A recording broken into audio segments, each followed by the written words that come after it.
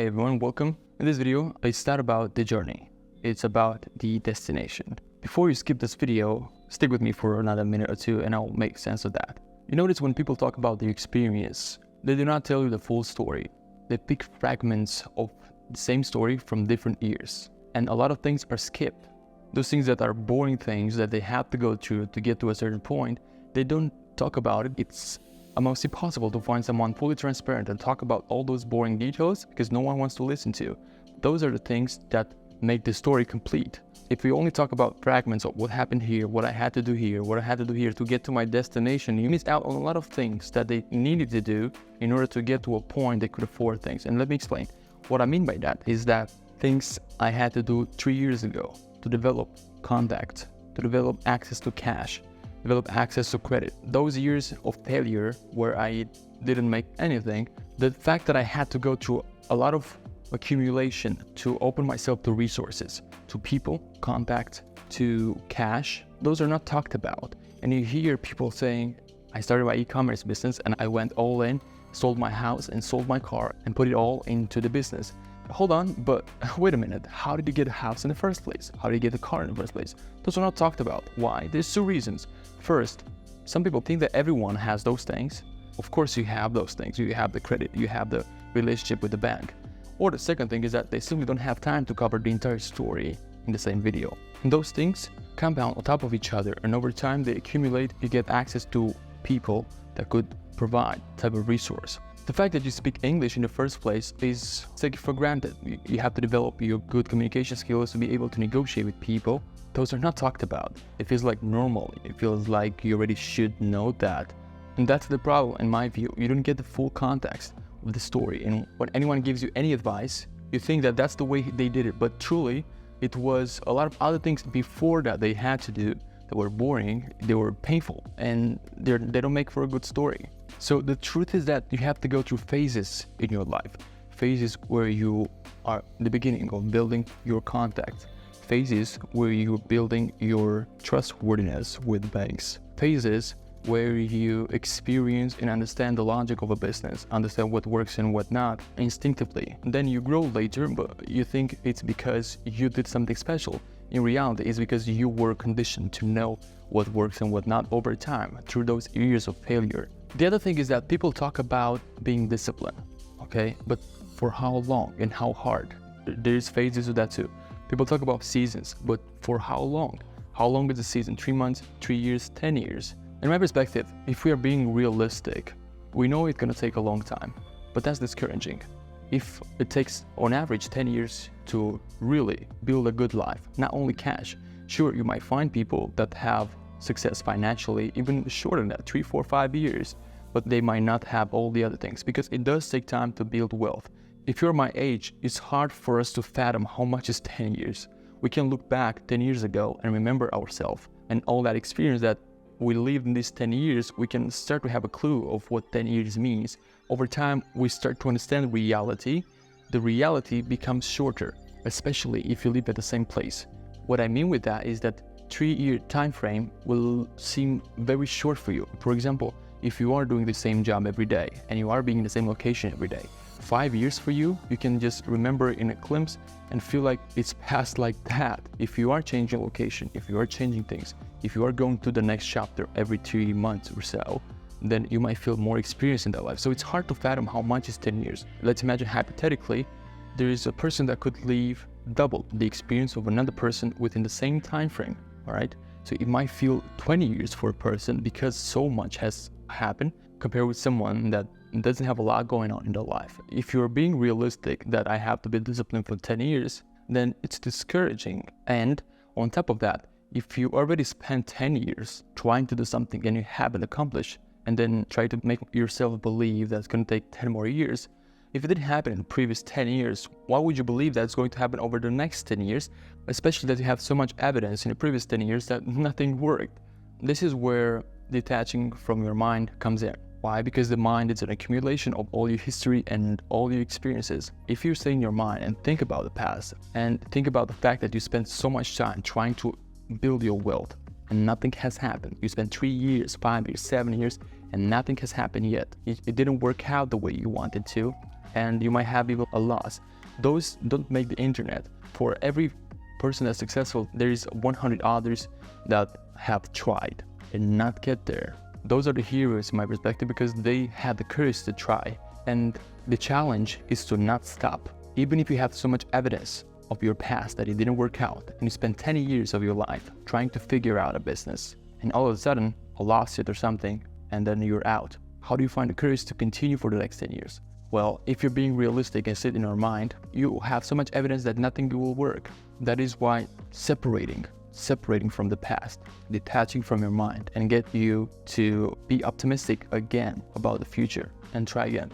But the thing is that connecting this to what I've said before, now you don't realize it, but you have so much more intuition of what works and what not, all right? And now, because of all that accumulated experience, you actually didn't lose anything. You actually have grown. Even if you don't have 10 million in the bank to confirm that you are successful, you still are growing because of those experiences. And no effort is a wasted effort. All effort is good effort. The access to some people, the access to cash, the knowledge you have about certain places, the knowledge you have about certain businesses, the intuition and the insight you have accumulated over those years. Those are the things that will help you now moving forward. Being optimistic that it didn't work first time, but I'm still gonna try. Those people that do that are the most courageous people. People that tried and it didn't work out, but they still persist. There's so much value into that. So it's better to believe that you are close, even if you're not. Be optimistic that, all right, it didn't happen in the last 5 years, but it's gonna happen soon. But have a blind hope that it's gonna work out. Even if it doesn't, you have to convince yourself, make yourself believe that it's close. Because if you are building a habit of thinking that is further away from you in the future, you're going to always push it further away. And this is the trap most people fall into. That is why everything you do, your behavior will adapt to that mindset, thinking that I have to spend a lot of years. Believe that it's close to you at every given moment. Believe that your goal is 3 months, 6 months, 1 year away. If you make it more than that, it's harder for you to have the emotionality, because whatever is close to you in time, it gets your attention. It's more useful to believe that your goal is close to you than believe that it's out there 10 years away. Those that made it and talk about the fact that it's not about the destination, it's about the journey, to enjoy the journey. Look, my title is a little catchy, it's a little bit clickbaity. I'm not saying to force yourself with sacrifice and pain, even though those are necessary.